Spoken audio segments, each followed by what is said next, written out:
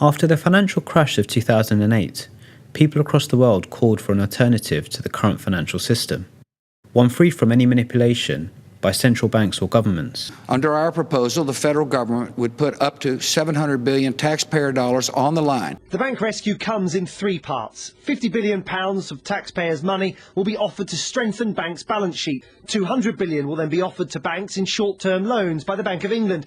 Those interbank loans will be underwritten by a further £250 billion of taxpayers' money. An individual or group using the name Satoshi Nakamoto formed an idea and shared it online, titled Bitcoin, a peer-to-peer electronic cash system.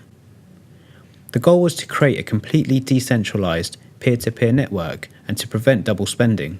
This system would have no server or central authority and would give people control over their monetary actions.